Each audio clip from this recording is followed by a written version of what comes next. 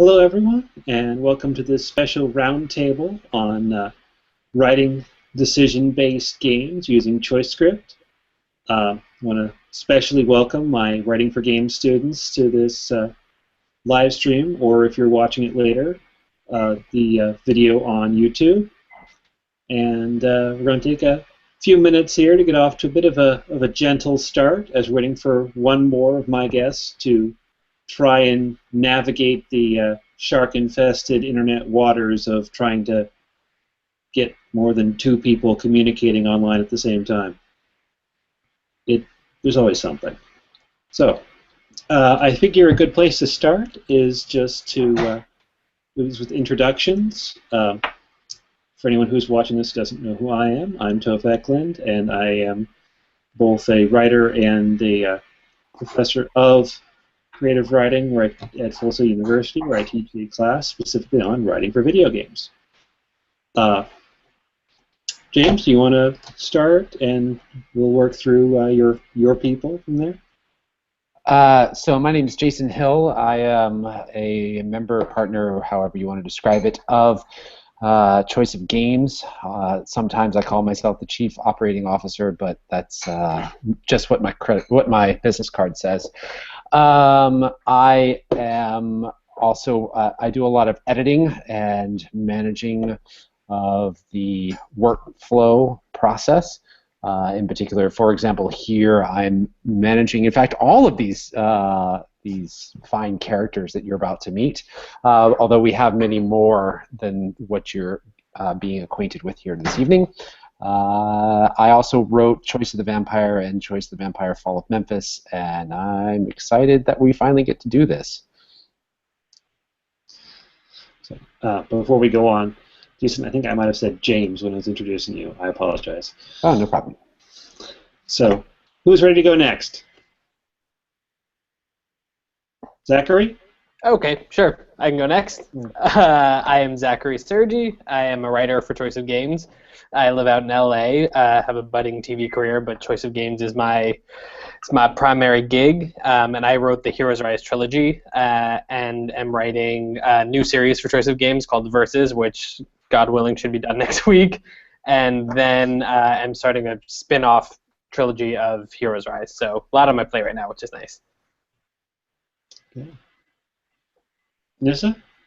I'm Nissa Campbell. I am not Cassandra Kaw. I'm here in for her tonight, but I'm also a fairly new Choice of Games writer. I've only been working with them for a few months now, so I'm a professional writer, editor, and I do some fiction writing, coming from more of a romance, fantasy sort of direction, tabletop role-playing games, that kind of thing.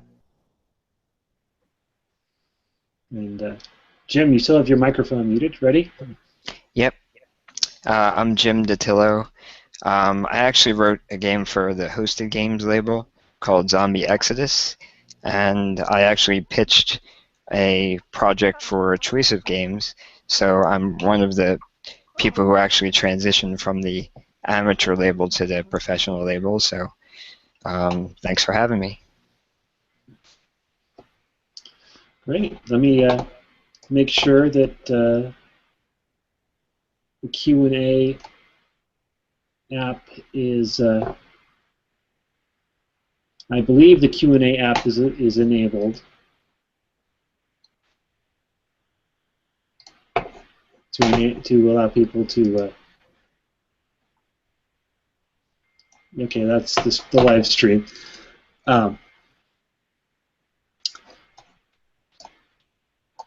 So I believe people who are watching can ask us questions. If anyone has a hard time submitting a question through the Q&A app that comes here directly into the live stream, I'm also going to be trying to keep an eye on the event page for this roundtable, so as to keep everyone in the loop as much as possible. And I think we're still waiting for Bendi, but hopefully Bendi will show up sooner than later. So I guess I'll start with kind of an opening question, and that is, Hey, is Q&A enabled? Truly. Yes, yes it is. Thanks, Joseph.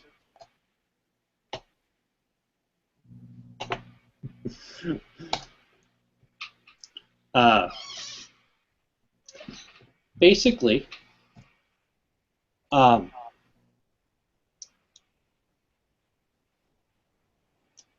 before we even get into like choice of games as a company, and that, I want to talk really briefly why ChoiceScript as a tool, when there are so many different tools out there for authoring games, for programming, etc. I have some thoughts on this, but since I actually haven't completed a game in ChoiceScript, I think maybe I would like to hear why ChoiceScript as a tool. So just as a programming/design tool for the moment. Well, I mean, the first thing that I would say is it's one of the few programming languages that I'm aware of where you can actually make money, at least in interactive fiction. And it's all good and fun until you have to pay your rent. You know, feel free to make something in Inform 7 or Twine, but try and figure out how to make money off of it. And Zoe Quinn has done a good job with Depression Quest on Steam, but Right. That's one game. I don't really know what other programming languages are out there are available to be used and monetized for amateur and professional authors that are not part of an actual game studio. Yeah, that's a good answer. Yeah, I do tell people that tools like Twine and Inform, etc., let alone trying to craft something from ground up in say C++, but most of your other interactive fiction is strictly non-commercial. Not that there isn't other interactive fiction that is commercial, but the kind of things you can just get in and get going with. The tool sets have been completely non-commercial. I'll lay my cards on the table here and say that having made some use of Twine, considerable use of Twine as an instructor, one of the things that I want to do is get my students a little less afraid of actually marking up and using a language on a very user-friendly language, as opposed to thinking that you can do something entirely graphically and then have a games company hire you to write all their dialogue and they'll just kind of plug it in to the game for you. So for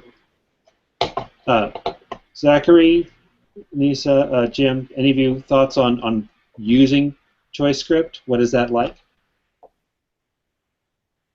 I could jump in here. I came to this without a significant programming background, and it's just marking every line of your dialogue. Twine, you can lay it all out in fancy branching paths out to forever. Here, you tab indent. Like 90% of what you have to do is tab indent appropriately, which is not a complicated thing to do, and it's really easy to keep all your prose together. It's a little bit less. I don't want to say it's less finicky than Twine, but it's less confusing to follow than Twine. It's not a complicated programming language or anything by any means. Right. Zach, since you came from the screenwriting world, do you have opinions on the utility of ChoiceScript? Well, yeah, I was going to say I don't come from any kind of gaming background. I wrote novels and pilots before this and still do, so I had to learn ChoiceScript from the ground up, and I found it, there was a bit of a learning curve, but I found it really intuitive in terms of being able to tell a story. It's a bit more complicated than learning how to write a screenplay, but the same things apply. I found it wonderful, but I hope I'm not the only one. It's interesting because one of the things that we often get questions about, Toph, is authors coming to us and saying, hey, can we write the story and you code it for us? And there's a way in which thinking about narrative in an interactive way is really hard.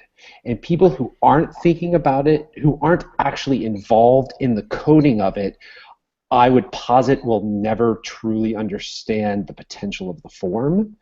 And therefore, it does a disservice to the project to say, yeah, sure, just write a story and we'll make it interactive for you. And so people come to us and I say, no, you need to learn the code.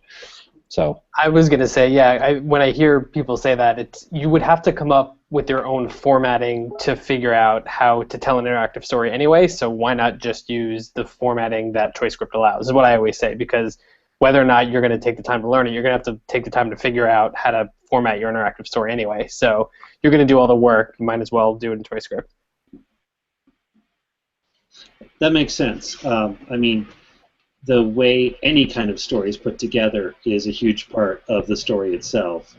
And I think we've all seen what happens sometimes when people who are Hollywood writers with no interest in interactive storytelling have been brought on to games companies, and that's not what you want. And that was me originally, so I showed in the first Hero's Rise, but I came around quite a bit. So, and anyone can learn. Zachary, the majority of my students are actually most interested in film and television. That's kind of the focus of the program I teach in.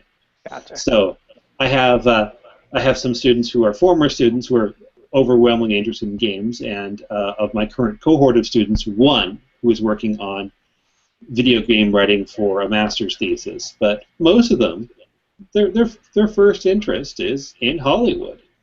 And part of why I'm doing this right now is I want all of them to learn about other ways they can get their work out there and things that might be opportunities for them outside of the... okay, this is a question that I think we want to come back to, but the often very difficult to navigate, to break into, and even once you've broken in, navigate world of Hollywood. I think there are a lot of institutional barriers there, more so than to other kinds of creative writing. Everything froze up for me. Okay, so no, I was just going to say that we'll have questions for you at some point about trying to work in Hollywood and the way that relates to working in creating games with ChoiceScript. Because I don't want to compare ChoiceScript to, say, working for Electronic Arts, because I think those things are probably completely different in every single way. Right. So let's see. No new questions from the audience. Looks like we've actually had some people whose connections dropped or something. We don't have as many viewers as we did a little while ago. So my next question, actually, Jason, goes particularly to you, and that is, what was the impetus for creating Choice of Games to begin with? Why Choice of Games as opposed to some other endeavor? So I actually came to the thing a little late. It was originally founded by my two partners, Adam and Dan. And Adam and Dan, in particular, oh God. So Dan and I actually lived together for a couple of years right after college, so about 10 years ago. And at the time, Dan got very busy, obsessed with Alter Ego, which is a game that was made in 1983, something along those lines. And it was, if you're not familiar with it, it's a whole series of questions, literally starting in the womb, and it goes until death. And he was moved by the power of this particular storytelling device system, so on and so forth. And he actually, it was a piece of vaporware, abandonware, something, and nobody could figure out who it belonged to or what to do with it. So he eventually translated it to a web, an HTML version, and put it up on a computer in our closet. And it ran there for many years. And he eventually ported it to the iPhone and Android and that sort of thing. And after a while, he was like, "Wow, there's a lot of people playing this game, like in the millions. And so eventually he decided to adapt that, what we were talking about earlier with other platforms, not other programming languages in interactive fiction not being monetized. He was like, well, how can I give people the experience of alter ego and sort of bring interactive fiction, make it monetize it, and also make it accessible to people, so you don't have to deal with a parser. And so he sort of settled on the multiple choice set of options interface. Mm-hmm. And he and Adam, a friend of his from college, partnered up and started working on the project. And they did it. And then while they were doing it, they were like, hey, Jason, come and do this. And I was like, what are you talking about? This is ridiculous. And then it came out, and it started to be successful. And then that was right in the middle of the recession, and I found myself out of a job. And so I was like, well, what am I going to do while I'm looking for a job? Okay, fine. I guess I'm going to write a game. And so I started working on Choice of the Vampire. And then we were like, oh, okay, there's actually a plan here. Dan really had a plan. And we started implementing that plan, and the plan turned out to be pretty a good idea. And so here we are 5 years later. Awesome. Yeah. Okay, that's really interesting, because one of the things that there's a certain it helps explain something to me, and that is this: that Choice of Games is not the only company creating decision point, text-driven games, especially for mobile.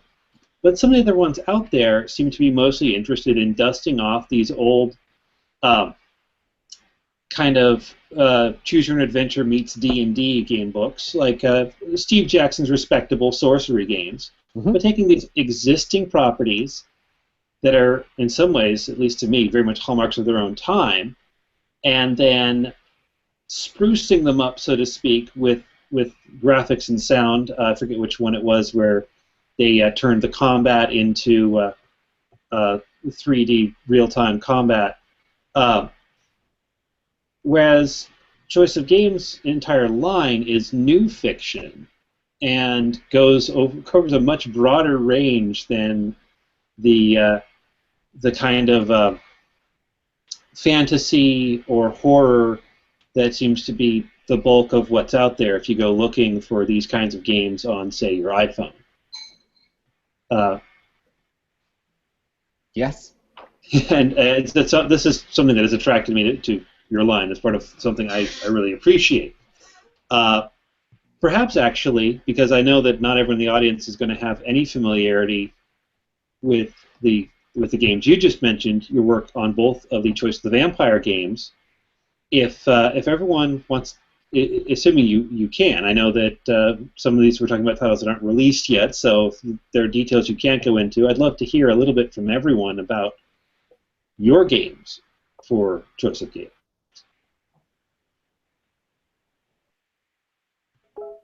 Should I? Who do you want first? I can go. You go ahead, Zachary. Okay, so talk about what games we're writing. Is that basically the? Yeah. Okay, so I've finished the Heroes Rise trilogy, as we call it. So it's 3 different game books, and that is set in a superhero world where pretty much everyone on the planet has powers, and everyone wants to be a superhero the way you might want to be an actor or a musician or a writer. So it kind of tracks the story of this young superhero or powered hero, sorry, we can't say superhero. Powered hero who wants to become famous, and kind of tracks the story throughout. And we finish it as a trilogy because it gets complicated when you have interactivity to keep a serialized story going. And right now I'm writing a new series for Choice of Games called Versus, which it's kind of like Lost meets Star Wars, and it takes place on an intergalactic purgatory planet where you're kind of called to survive for lack of a better reference, Hunger Games-y kind of competition to save your planet. Awesome. And then another Heroes Rise by the end of this year. if I survive. Yeah, come on, Zach. We're counting on you. Come on. So am I allowed to talk about what I'm working on, Jason? Yeah, we're good? Yes, sorry, the microphone was muted. Yes, please. I'm working on Heart of the House, which is a sort of gothic horror romance beast that I am just digging into now. So it's about your sort of traditional paranormal investigator in a Victorian haunted house where everything is horrifying and you fall in love with demons or not demons. There are non-demon romance options. Well, but who cares when they're demon romance options? Yeah, that could be a problem. So yeah, I'm working on that right now for release. Not now, later. Writing takes time. Should I go next? So, I think there's a trap that once you start to write for Choice of Games, you just start to develop all these side projects. So, it's like Zachary said, like he's working on several projects. I'm working on 2 right now. I have probably another 4 that I have ideas for. One that I'm finishing, hopefully I'm sending to Jason tomorrow, is A Wise Use of Time, which is kind of takes the boring and makes it more interesting. So you're an insurance salesman who actually develops the power to stop time, and that's the inciting incident that sends you off into a whole different world. And then I'm doing a follow-up for hosted games of my Zombie Exodus, because you can't just let that go once you've already developed a fan base. So that's where I'm at. Okay. So, Jason, did you have anything in particular you wanted to say about the perhaps your more recent Choice of the Vampire, Fall of Memphis? Well, I am in theory working on another volume in the series, Choice of the Vampire, St. Louis, Unreal City, covering the last 20 years of the 19th century, taking place in St. Louis, and it is I am bogged down by the details. In fact, people often say, "Oh, but I love Choice of the Vampire," when they start to write for me, and I say, "Yeah, it is a case study in what not to do when writing a ChoiceScript game." It works fine because I don't, I don't have a time limit. I don't have an editor. Well, I do have an editor. It's Dan, but Dan's so busy doing other things that he doesn't have time to ride me, as opposed to other people who, we try to keep on a schedule and try to keep productive and try to have a limited scope to the project, and me liking a harsh editor. There is no end to the scope, and it just keeps getting bigger and bigger and more disgusting and more overweight. And I just can't figure out, well, I do have some ideas about where I'm going to go next with it, but I've kind of hit some roadblocks. So I guess you could say I have some writer's block. There you go. That's the short version of what I'm trying to say. That actually transitions into something I wanted to bring up, and that is that writing a novel is enough work in itself, but many Choice of Games books are absolutely huge and represent all these different paths, frankly, with worlds that are much larger than you can realistically create if you're trying to generate a game in, say, 3D, because you have all that writing to do, but at least you don't also have a huge amount of creating of digital art assets, etc. If people could talk a little bit about like the scope of writing a reasonable size, or perhaps also a monster of a Choice of Games title.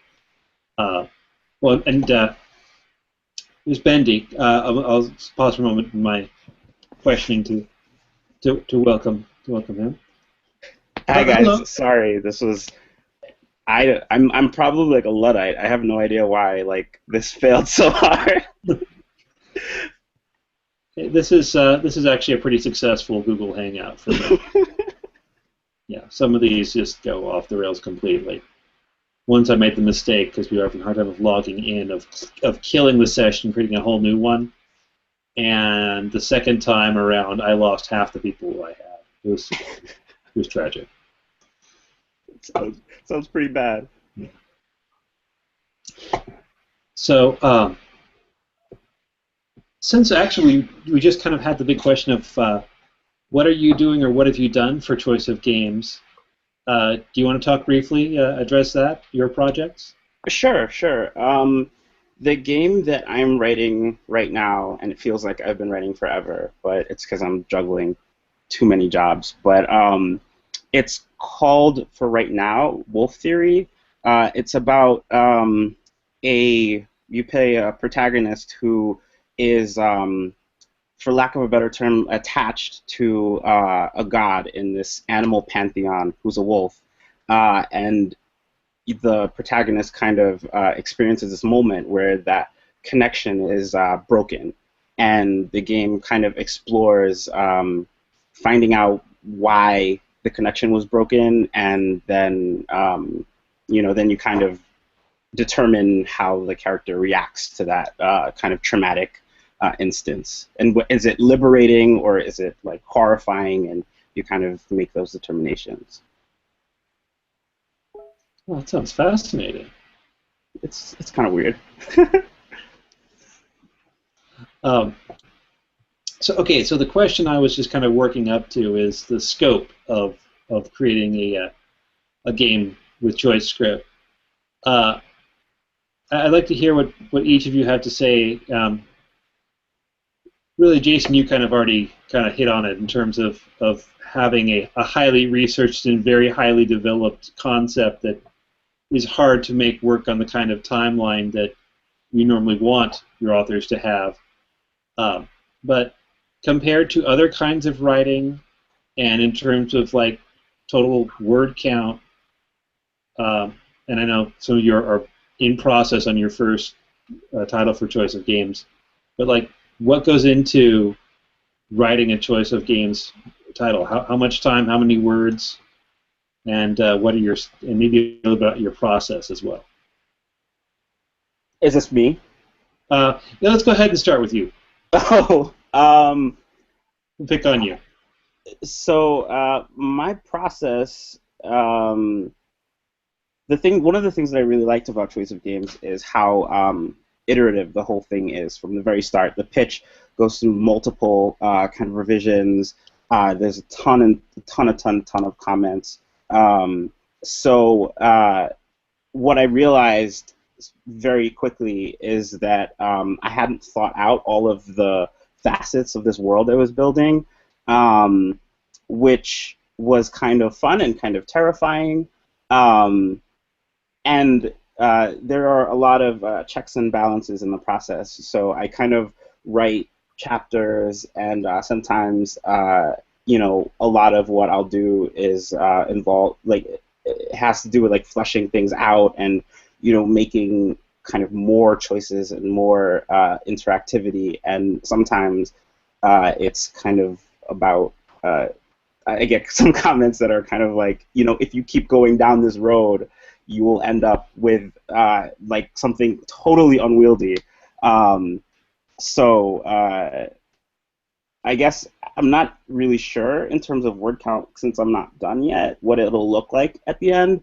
But I mean, it's going to be a beast. Like, there's no way around that. And I actually do, Toph, I know you said that you work in Twine a lot. I do too. And the things that I make are usually these little kind of short pieces, and this is like the opposite, the antithesis of that. Like, this is like a Death Star kind of operation.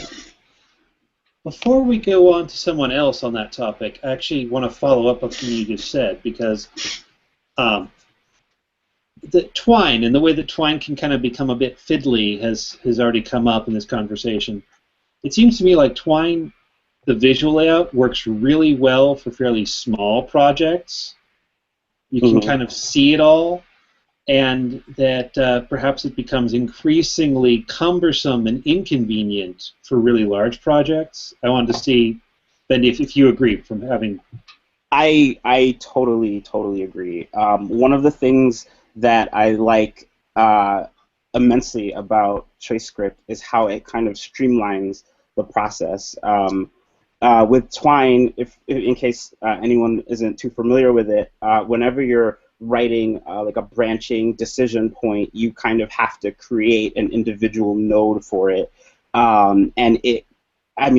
So for one choice that has 5 outcomes, you're creating 5 different nodes, and sometimes you just want them to be kind of just a little bit different, and then you're managing that through variables and different kind of things. Where ChoiceScript, you're just going down a line and basically just writing out all of these iterations. So you can kind of put things out very, very quickly. Where with Twine, you kind of have to really consider what you're doing. You almost have to lay it out before you start getting too deep into the project. Right. Okay, that makes sense because Twine is so layout driven. So in terms of like size and scope, then Jason, how big is the original Choice of the Vampire? The original Choice of the Vampire is something in the ballpark of 250,000 words. I can tell you right now, because we keep track of these things, as we keep track of so many things. 220,000 words. Yeah. As someone who recently published a book that was 116,000, that's yeah. Well, it's all about. It's not just about how long how many words. It's about what the average playthrough is. Yes. And that's something that we have to constantly manage. Is the relationship between the total word count and what the word count of an average playthrough is. So, for example, Zachary does a very good job of making the most out of his words, whereas Jim with Zombie Exodus has created how many words is Zombie Exodus? Like 800,000, I believe, all 5 chapters together. Yeah, it's 800,000. Yeah. But like you said, I think one playthrough might only be 150,000 because some of the branches take you in directions that you pretty much have to play again just to really know the full scope of what's going on. That's actually something I talk about with my students is the importance in game design of the feeling of having a large world and of getting to make meaningful choices, but that it often can be very clever design to have the world be a lot smaller than it feels, to do whatever you can to make the world feel bigger, or you wind up creating a whole lot of work and potentially a whole lot of replay value. But your average playthrough only exposes, say, 25%, 30% of your content, as opposed to 85, 90%. I posit, and this is something that I tell all of my authors, that players/readers will never be satisfied with the content that you give them. And I point towards George R.R. Martin as the key example, right? I mean, those novels just keep getting longer and longer, and people keep just demanding more. So my response to that is to make the choices emotionally fraught, so that when you get to a moment in the game and you have to make a decision, that I posit that readers emotionally invest when they honestly have to stop and think about what are they going to choose at a given moment, and that's how you can compensate for the lack of actual word count. That you're not producing a George R.R. Martin length novel. Instead, what you want to do is make those moments where you get people to stop and fret and be upset because they want to choose both or more than one option. and that's how you can deal with that question of length. Is this part of why I've never been playing a choice of game and had to decide whether I wanted to use my +1 broadsword or my +2 broadsword with, or my +1 flaming broadsword or my +2 broadsword? Those kind of like very crunchy system elements that I just think of tabletop D&D, though of course they're most characteristic these days, I suppose, of your typical computer role-playing game, seem to be completely absent from choice of games. Sorry, let me phrase that into a more coherent question. It seems like there's a design philosophy that you just stated there, and that is focusing on the most emotionally laden, important decisions, as opposed to loading the games down with a lot of micromanagement. And I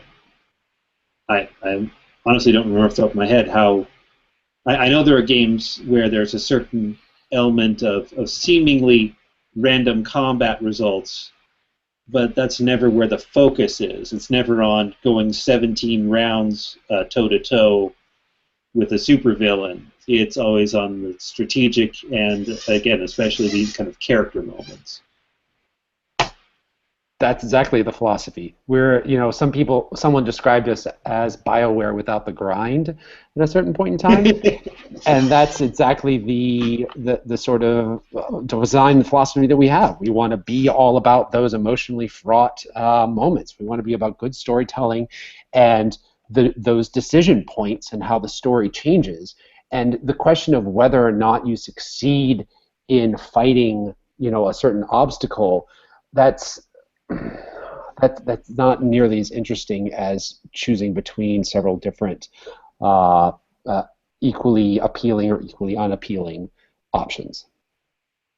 Well, I remember reaching one of the endings to The Fleet, which was one of the losing endings, but finding the place I got my protagonist to of trying pointlessly to continue resisting being kind of taken over was a really interesting moment. And you don't, at least I don't find I get that from, say, most random game overs as a result of having taken, hit points below 0 damage in a typical.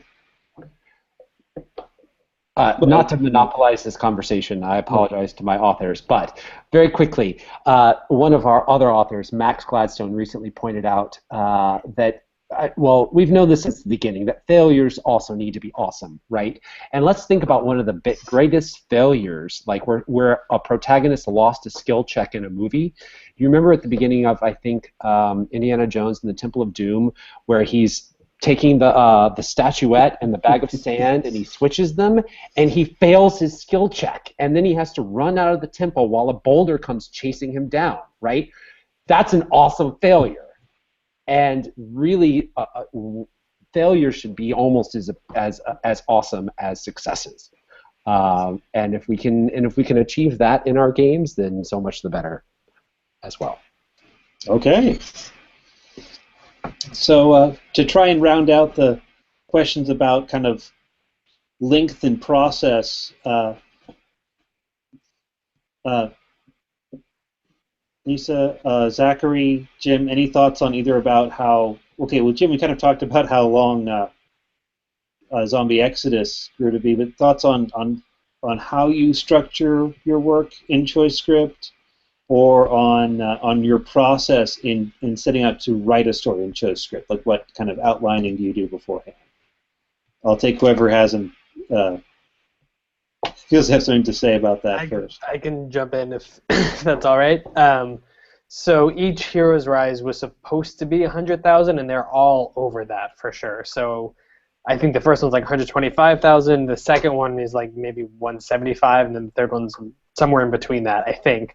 And I learned two big lessons over the course of writing the trilogy, and I hope this is reflected as the works go on. So the first I realized, and I run all of our kind of like social media, so I got to talk to the fans a lot and see. I'm thankful that we have fans, and then see what they responded to. And what I found, which was happy for me as a traditional author coming from a non-interactive background, is that the choices that people most cared about wasn't that they could control this world of the plot. If you read Heroes Rise 2-3 times, you're going to get a very similar track, I think, in terms of the backbone of the story. But what people were most excited about optimize their character and their relationships.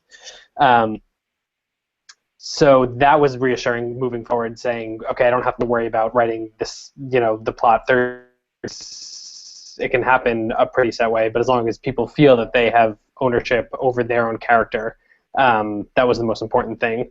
And then I also learned that from a kind of technical standpoint, I was relying super heavily in the beginning on what we call Boolean markers. So every time something happened, I would say, okay, this happened. So then when I had to worry about that happening in the future, I would call in the Boolean variable, which gets really, really complicated because every time you have to do a binary kind of like this happened or this didn't happen, that compounds exponentially. And writing the Hero project, why that is so much longer is because that's what I was relying on. And what Jason and the good people of Choice of Games taught me is that when the strength of ChoiceScript is that it's these statistics that determine your relationships and your character points.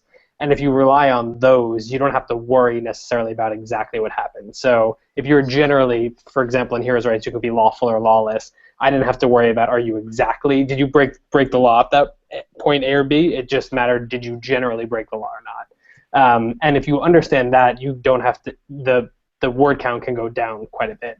And that is a lesson that took me years to learn, but I think I've got a handle on it now. Using the kind of character statistics as opposed to manually keeping track of every single decision with Booleans. So that makes, okay. It is. Right. It changed everything for me because it meant I don't have to worry about exactly what happened. Because if you do, it's so much work and so much time, as probably everyone here knows. And there are points where you have to use it, but learning to not rely on them helps everything. Makes sense. I can speak to that a little bit as well, even though I'm still quite new at this whole thing. But what I've been trying to do is find a way to realistically map relationships in a game, where, in a BioWare game, you've got all these set scenes where you can have a romantic interaction with a specific character. But it seems like in a multiple choice game, you can make that a little better flowing. So I'm trying to find ways to use stats to narrow the scope of how much extra writing that could possibly be by looking at where you are with every individual character when you could be having a potentially romantic situation. So if you've been romantic with this person all along, then your scenes are going to be a little more intense, whereas if you just have sort of flirted with them once or twice, it's not going to be as much. And I think that'll help it keep the breadth of it a little bit down while keeping it still quite interesting moving forward. I hope. That makes sense. I can think of some games that have used essentially relationship counters or status, though more of those kind of drift toward classic dating sims, which aren't all necessarily ecchi, but are more focused on, so to speak, unlocking characters than developing a specific kind of relationship with them. But I love romantic stories myself. So, actually, I do have a question that on that topic, and that is something that I think is one of the remarkable things about Choice of Games line, and that is that as a pretty consistent design philosophy, players are able to choose the gender and sexual orientation of their protagonist, and then the games are designed to kind of match up with that. I don't want to say that presume that to be a universal. The options are not always, everything functionally being there. But pretty much, this is something that differs even from like the BioWare games, where you can choose a male or female protagonist, but then in the game, the character's orientation is determined solely by who the player chooses to romance. In terms of as a design philosophy, first, Jason, do you have anything to say about kind of the both the deliberate inclusivity and the decisions in terms of how to model that? Each game has its own set of rules, but the goal is for everybody to feel included, shall we say. So, it's a question that we address in the pitch process. If there's going to be romance, if there's going to be gender, for example, in the fleet, you never give your character a gender. So if there is a gender, that you need to be balanced in your presentation of gender. If there is going to be romance, you need to be balanced in your presentation of sexual romance partners. But each game can do that in a different way, and we sort of discuss that with the author and let them figure out what's most appropriate for the story they want to tell. Okay. So does anyone have any... Oh, wait. Looks like we've got a couple of questions here. First, actually, I'm going to take... here we go. First one from a current student. This question's for anyone with a background in non-interactive media. Has the role of narrative pacing changed within your story since you began writing for games? So... I can talk about that. I don't know that narrative pacing has changed, but what has changed, what writing interactive stories, especially for ChoiceScript and Choice of Games, the best choices are ones that are really morally challenging. So when you have your character reach a point where all 4 or 5 options are equally appealing, and it really, there's no right answer, they're all right answers. So bringing that to tradition, I have a pilot that's being set up, and I found that it was much more morally gripping because the character gets all these points, and it's not interactive in that, obviously, but gets all these points where they're faced with these really morally interesting challenges. And not to say that I didn't do that before, but that has seeped into my traditional writing quite a bit in terms of creating characters who have constantly faced interesting moral challenges. So yeah, I hope that answers that. Anyone else have something to say to Chris on that? Basically, if you do both non-interactive and interactive media, if there's been one of it has influenced the other.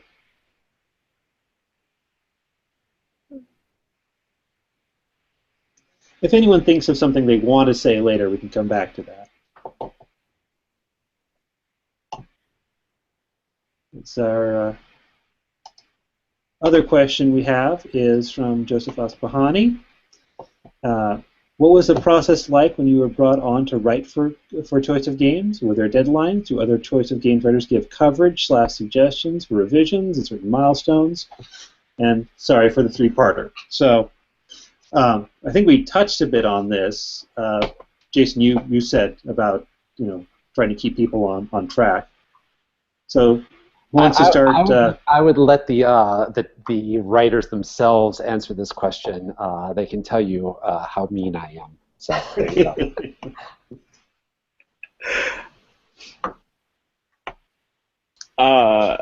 I guess I can say a few things. Wait, I have to actually look at the question to make sure I'm not skipping parts of it.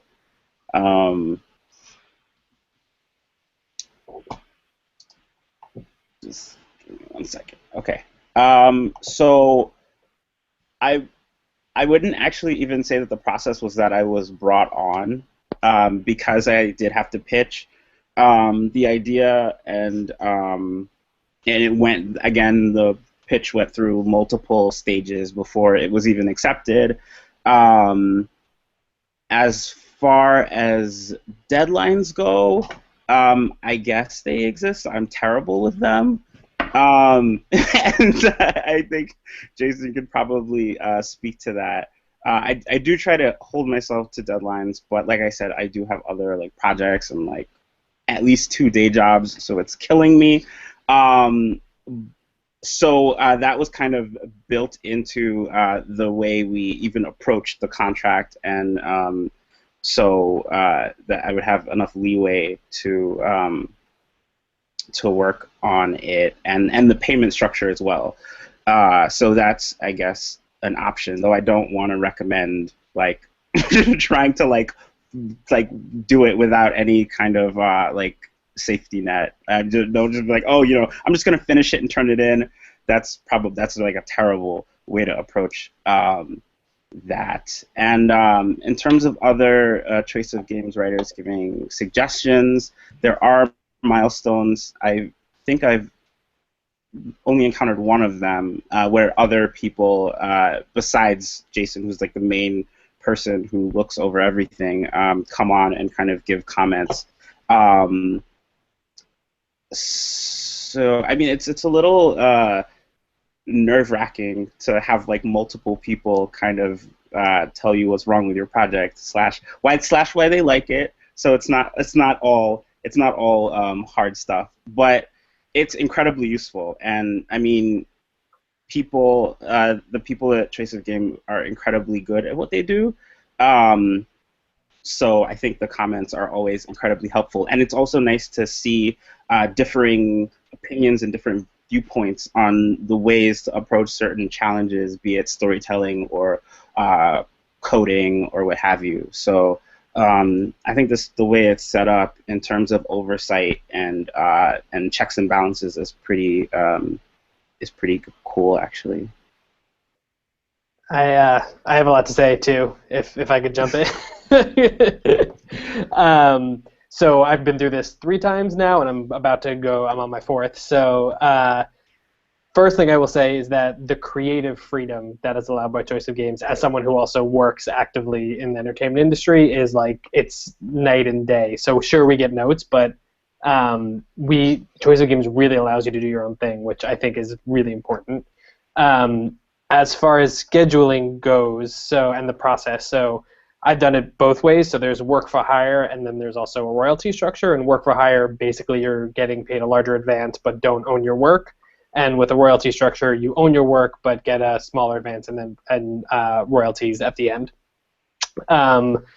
Work for hire, there are many more checkpoints and deadlines, and then with royalty structure, there are less. I will say that the deadlines I try to meet, mostly just because Choice of Games is a huge part of how I support myself. So it's like, if I want to pay the rent, I got to get this in. But Jason is wonderful about you missing deadlines. Not that I want to say that that's okay, but I think part of that comes from because it's, just throw me under the bus, Zach. Sorry. Always meet your deadlines. Never be late. Ever. Jason will fire you. No, Jason is wonderful about allowing you to have your process. Also because when you're dealing with, we're not dealing with something that has any production time really. So from the time that you finish writing to the time that it gets published is a matter of weeks. We don't have to worry about printing things or shooting things. So, and I'm sure this will change as Choices of Game continues to grow. But they don't have a set production schedule that they're in strict control of or trying to adhere to, which makes it so much easier for the writers, I think.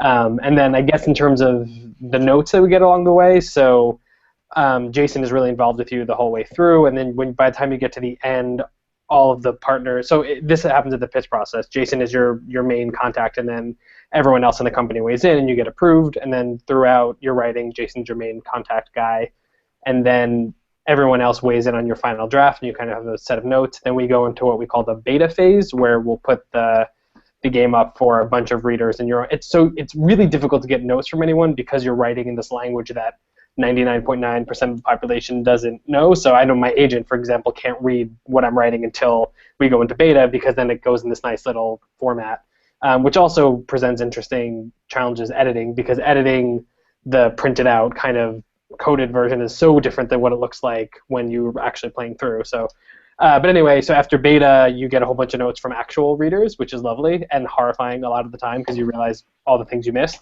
You get a chance at the notes, and then once you're done with the beta, it's copy, edit, cover, and out. So that's the process. At least.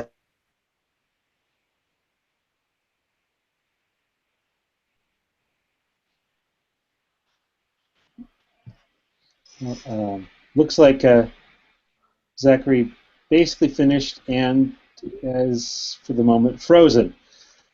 It's a great expression, though. It is. It is. To clarify, I'm not everybody's editor. We actually have 3 editors, and so it just happens to be that the team that we have assembled this evening happens to be all my authors. But we have I have about a dozen or 15 people that I'm supervising, but then we have 2 other editors who have similar workloads. So anyway, Nissa and Jim. One of the things that I've really noticed about the process, again, I'm early on in the process, but Jason's been very helpful for the design portion of things, because I'm newer at game design than I am at fiction writing. So the prose he hasn't given me a lot of feedback on, but having somebody go through and go, okay, this isn't going to work further down the road is incredibly helpful.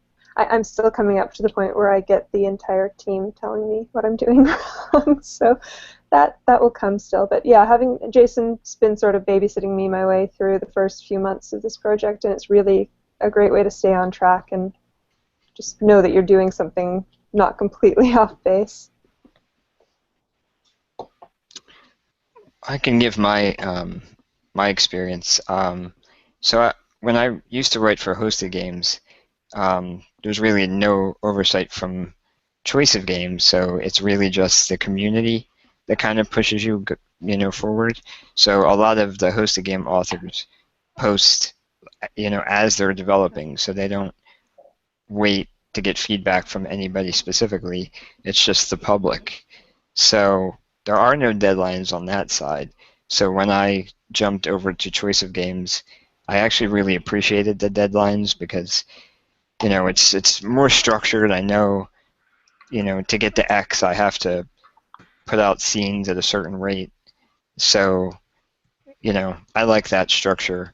I also like the feedback. I really did learn a lot from going through the editorial process. When you're doing hosted games, you kind of listen to the community more, which isn't a bad thing, but there's almost 2 different styles of games going on. It's kind of like what Zach said earlier. You kind of rely more on Boolean, Boolean variables to track things as opposed to really using the machinery of ChoiceScript, the stats, and using fair math to kind of, make things go up and down as people make choices, and then rely on that to help guide the game, as opposed to, if they did this event, then later they're going to trigger some other event. So I think the deadlines, the feedback is really powerful. I kind of wish there was a hosted games portion, but it's it's kind of the way it works is that it's more open to anyone. So there's really no obstacle to get in, and then once you're in there, it's really good for the learning experience. And but they're really 2 different groups. So. Well, and I'm going to. We have several questions I want to try and get to. One of which came from Dan, and follows directly from that. For everyone, especially for Jim, what advice would you give to work in process authors on the forum about graduating to Choice of Games? I guess I answered a little bit of it. I think I think really understanding how to use the stats is a big key. It's something that I've had to really change. I think also, I used to play a lot of RPGs, I'm sure like a lot of people here, but I always want to give every choice to the player. And sometimes you have to really weigh out what are the most important choices to give, as opposed to, I'm just going to give everything that I can think of and figure out how to make it come together. So I think it's really understanding how to use choice scripts, relying more on stats, and just listening to feedback, being able to take criticism and being able to use that and learn from. I think those are the things that will help somebody transition. Great. I have a question here from a current student. This is a pretty broad question, so I want everyone to kind of focus on some aspect of it in terms of answering it, and that is, what is your vision for the interactive fiction genre? Do you think there is room for fundamental growth in the way stories are conceived, designed, and told? Or is any future growth mainly in the type of stories told? So that's a big one. I can jump in. Go ahead. In terms of, I'm still fairly new to all this, so I'm not well researched either, which I wouldn't necessarily recommend. So I kind of have been making this up with Jason as I go along. What I'm finding, at least so I kind of focus in the young adult area. So the philosophy I brought to Heroes Rise was if Hunger Games or Harry Potter was going to have some choices in there, what would that look like with superheroes? So that's what Heroes Rise was for me. I'm finding that interactivity in general is something that is going to be a thing, I think. I don't know if it'll be a thing in my career moving forward beyond, it is already. But what I mean is in terms of, I think it's going to be the next big thing, because I've met with a lot of networks, especially in the young adult world, and everyone's excited about and looking to get into interactivity, but no one knows how yet. Might be another 50 years before we get there technologically, but the idea of interactive storytelling is something that a lot of people are excited about. So I'm curious to see where it's going to go. I know last time I went with ABC Family, they were like thrilled about doing an interactive episode of Pretty Little Liars somehow. They have no idea how to go about doing that, and all of their writers are resistant to the idea. So having writers that are excited about this kind of thing, I think, is going to be a wonderful thing. And what I meant, who knows if I'll get to live to see that, but but someone will, I think. That's a note for all of my current students. If you ever feel like all of this games stuff is irrelevant, being willing to apply some of these ideas could be what gets you the Hollywood job. Maybe. Absolutely. Maybe. Yes. Other thoughts? Well, I would just to jump in for a moment. I would say that within 5 years, writing these sorts of interactive stories will be what gets you the job, definitely. But that's me forecasting.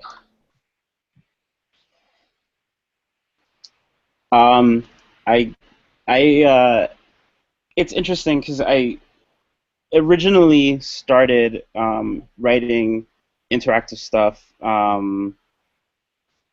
because I felt that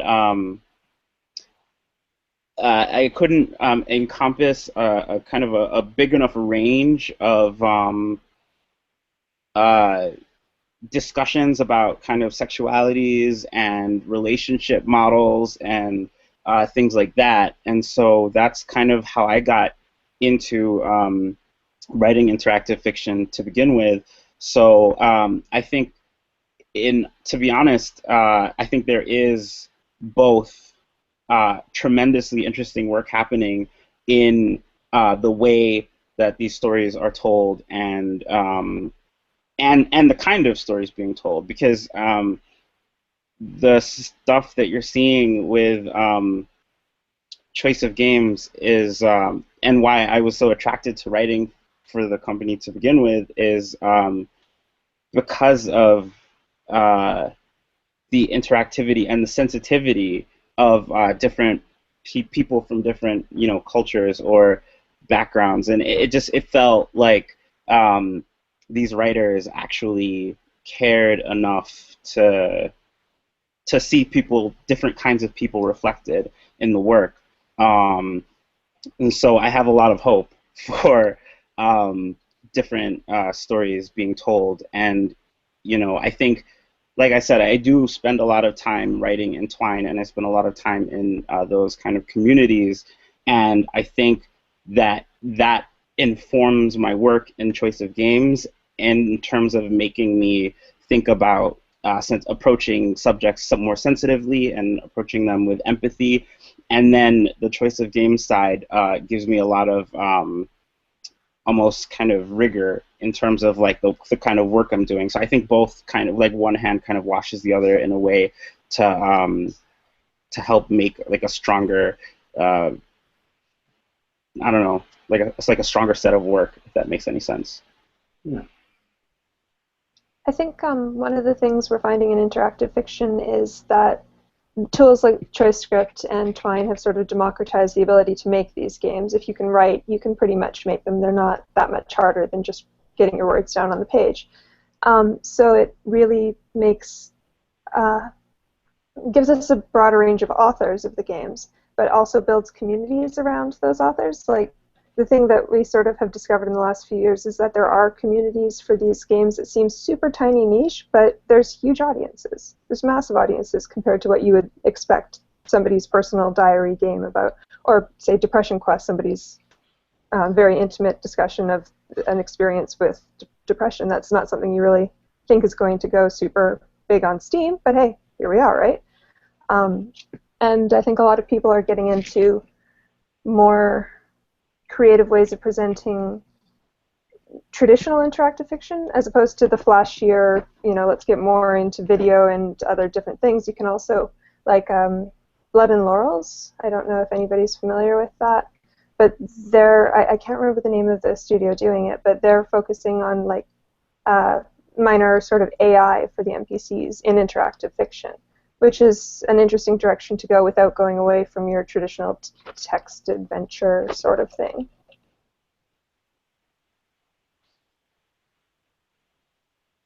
I will throw my own 2 cents in there and say that I feel like I'm seeing, and I certainly want to see, a broader and deeper world of writing and of especially of interactive writing, as opposed to more of the kind of pull toward the big games, and I think that basically falls on what several of you, but particularly Nissa and Bendi said about kind of access to the tools, and I think that's a great thing. Anyone else have a comment or something to say about that question? Just to give you a sort of glimpse into the breadth of things. Yes, obviously our games are written in English, and a lot of our authors come from the United States, but a number of them come from Canada. We have several in England, Scotland in particular. We've got several scattered throughout the EU, including Bulgaria. We even have, of course, one of our biggest authors, Paolo Chiquiamco of Slammed, is in the Philippines. I don't even know where Cassandra Kaw lives, Singapore or something like that. And then we even have an author in Kazakhstan. So talking about democratizing, we're crossing all sorts of national barriers with this, which is exciting. It is. So our next question comes from Kevin Archibald. And when making sequels or multi-chapter works, how do you decide which route from the previous work to continue from? Is it more writer preference or fan preference, or do you try to make the sequel generic enough to fit most of the previous paths? So I guess really, Jim and Zachary, this is primarily for the two of you. I can take this first, I guess. I mean, for Zombie Exodus, I had a lot of fan interaction.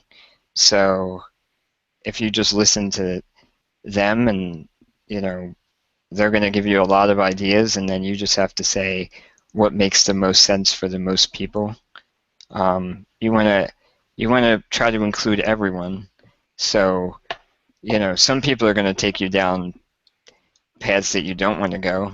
Some people want the game to be more action-oriented for that type of genre, or, you know, I think romantic options in games has been huge. I mean, I didn't start with any in Zombie Exodus, and it was like the #1 most requested feature. So I think you listen to your audience, and if you're planning it out way in advance, I think you just have to know where you're going to have those jump-off points for, you know, where the conflicts are going to occur, and you don't put yourself into a corner. So don't like steer people into a direction, and then, you know, you start to say, well, how am I going to get them out to join the main path of the story? So it does take some forecasting. I guess that's just like traditional fiction. My computer froze up there for a minute, so I can jump in too if I don't know what the flow has been. Well, Jim basically talked about his process and about specifically kind of the way that writing a hosted game, having a lot of fan input in process made that easier in some ways, and also about not writing yourself into a corner. Right. So yeah, so I have done it twice, and both of the new series that I'm planning will go on. So the first answer is that you, in my philosophy, is that you can't just choose one storyline to satisfy. If you're going to have it go on, you have to satisfy all of them. And that goes back to this idea of the Booleans, right? So if your plot points and your decision making is more based on the statistics, it's easier to do than you won't write yourself into a corner as much. The other thing is if you have to have a plan, but also if you keep the story moving into constantly new territory, and what matters a book or two ago doesn't, or what happened a book or two ago doesn't matter as much to the story you're telling, that helps. So like, for example, in Heroes Rise, there's a kind of set story, and then in the second one, you enter a reality competition that's kind of like American Idol meets Survivor for superheroes, and then in the third one, you're kind of fighting to take down a corrupt regime. So the stories are all really different, and they all have to do with each other, but keeping it constantly moving helps, so that you're not always relying on what happened in the last books. But it is important that if you're going to write it and it's going to survive into the sequel, you have to address it. So be careful. You can't just, fans are not going to be okay with you saying, like, oh, no, that didn't really happen. Because for them, it really happened, and that's really important. That makes a lot of sense. Other thoughts on that topic? We do have, I think, an interesting another question from Dan. I'll go ahead and put that one up. For those with experience playing tabletop games, how is writing ChoiceScript similar to running a tabletop role-playing game, and how is it different? I can speak to that. It's very much like writing a tabletop game where you have an incredibly well-behaving set of players who will do different things, but only a very select group of different things that you want them to do. I mean, I do sort of think about the different choices as coming from different characters, because you sort of have to have people in mind, like, would you run off and kill this person, or would you, go to the library, or would you do this, would you do that? They all come from different personalities. So I sort of have my little RPG party that I can imagine how they would react to the different situations, and then just go from there, which it isn't as, I mean, the tabletop stuff I do is quite freeform. We don't have a lot of, railroad you into a little dungeon. So it's similar to that in that I have control over where they go, but there are a lot of paths within that they can take within that structure. Basically, same sort of mindset, at least. What's funny is I actually ended up strangely running a tabletop game for the first time in, 15 years this past Christmas, or December, at a convention. And it was really interesting to see how Choice of Games had influenced my game writing, my tabletop game writing style. And when I sat back and looked at the story that I had created, so we have these things in ChoiceScript which are called fake choices, where you make a decision and this plot carries forward and you get some unique text, but more or less the plot continues on. And it's primarily about letting the player reflect and define themselves through the making of the choice, but the plot itself is not going to get that far off the rails, as it were. And when I sat down and I looked at the game that I'd written, I was like, I had made 6 vignettes, or 6 chapters, but 6 vignettes, and the first 5 were basically fake choices, and then the last one was an actual choice, but it took those 5 choices, those 5 fake choices, for the party to sort of define themselves and their relationship to each other and the world, and then in the last chapter they got to actually make some really important decisions, and I was like, oh, I just made a Choice of Game, but as a tabletop. Hmm. It was fun and different and good for a con. So Awesome. We have one more question, and we have about 10 minutes, and I actually do have to end this session rather sharply at 11:30 to go check on my 4-year-old who needs attention about this time of night. So. Probably last topic of the night. Interactive fiction seems like the ultimate expression of story over gameplay, which presents a significant entry barrier to many people. I presume that the gameplay presenting a barrier, like a brutal platformer, for example. Do you see much room for creative gameplay elements developed and added to ChoiceScript games, or will the ethos stick to story? So I'm going to add to that question, in addition to ChoiceScript and Choice of Games particularly, any thoughts people have on taking kind of very decision point oriented gaming and mixing that with other kinds of gameplay that are more based on reflexes or statistical models, things like that. Anyone? Yeah, I guess I can. So I'm striving to make the new series that I'm writing versus feel like for gamers there's more meaty stuff going on there. I think, and I'd love if anyone else has figured out another way. I think the best way to build games in ChoiceScript is to reward consistency. So because you're dealing with statistical models, so every time you make a choice, you use this thing called fair math to affect a set of statistics that define your character. And as the game goes forward, say, so in the new one I'm writing, you're dealing with a lot of political stuff, so you can either be ruthless or genuine. So you make a bunch of decisions that decide whether you are ruthless or genuine, and then you get to a point where you make a decision to try to pull off a ruthless maneuver or a genuine maneuver. And if you're not ruthless enough, it backfires, and that's the failure. So it's not. It just means that the situation plays out in a different way that's probably not going to be towards your favor. So that's where the gaminess comes in, because in traditional story that's not going to happen. Yeah, I guess I hope that helped. I guess I want to know what the besides reflexes, what other creative gameplay elements are they sort of proposing or imagining? Well, we can ask our follow-up question.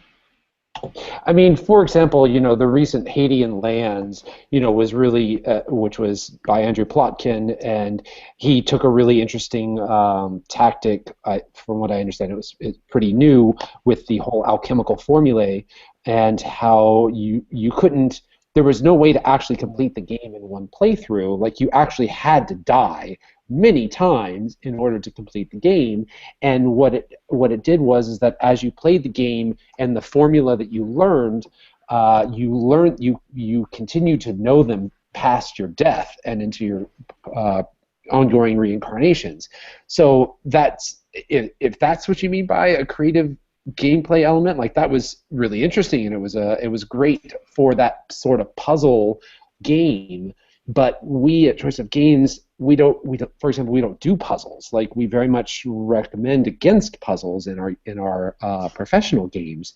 So I'm struggling to imagine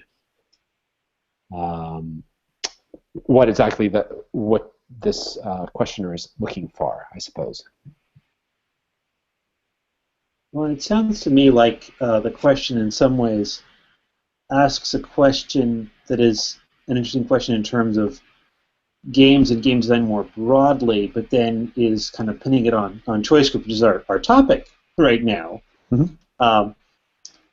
Because I've seen and played some games that have some interesting decision point mechanics combined with a play model that mostly rests on something else.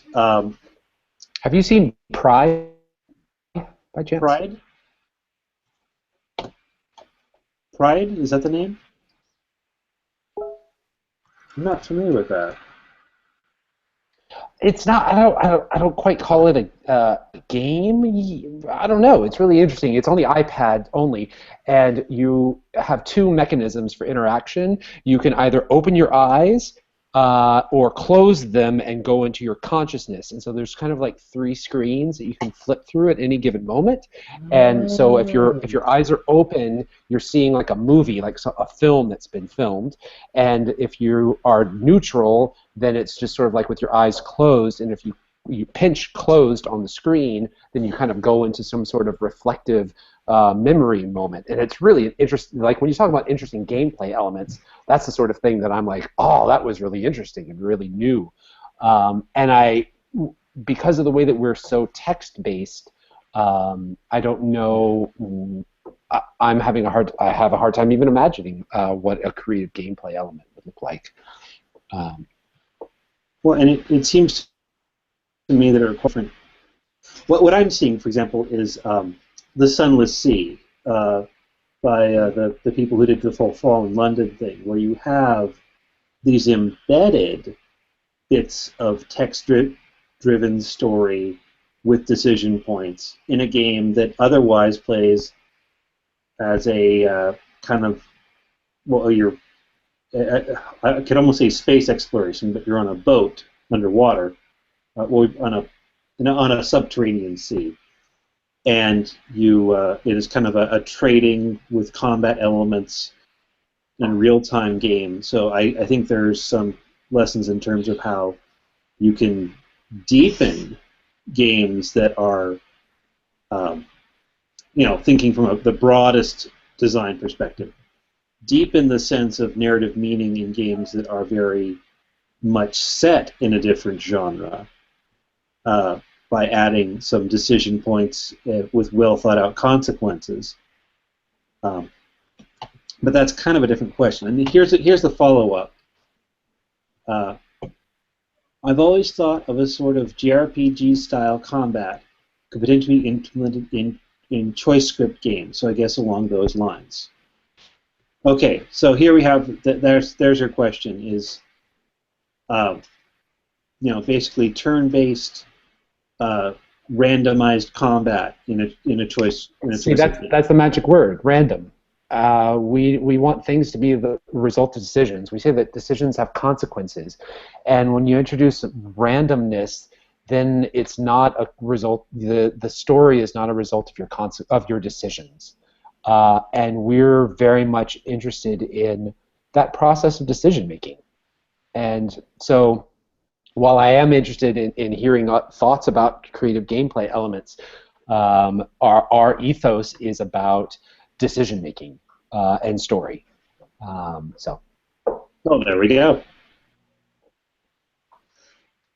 Well, okay, it is very nearly time, so I want to thank all of you for joining me tonight, and thank everyone both who has been watching live and people who will be tuning in to watch the archive.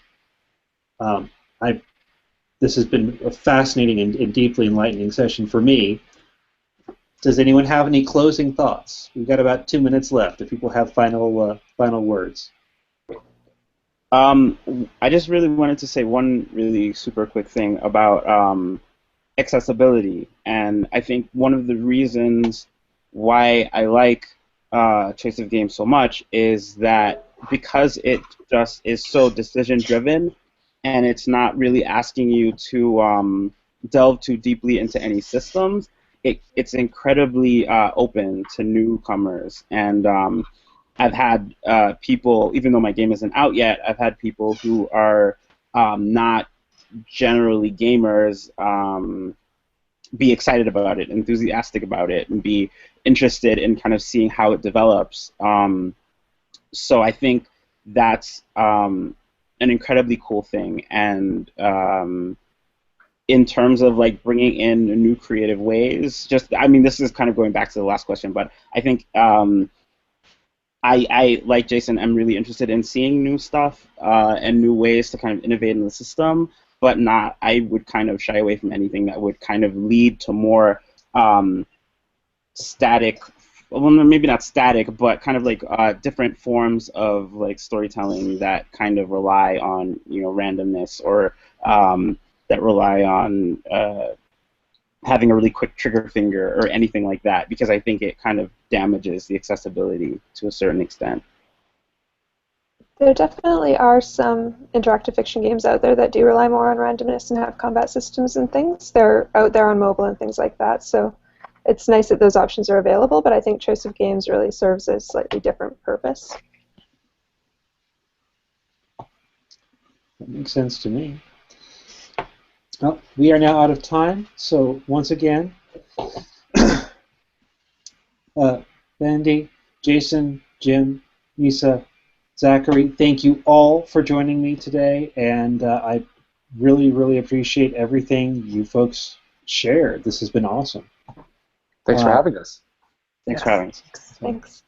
Thanks. If I get any follow-up questions after the fact, Jason, can I send those along to you? Absolutely. Awesome. Okay, good night, everybody. Have a good night.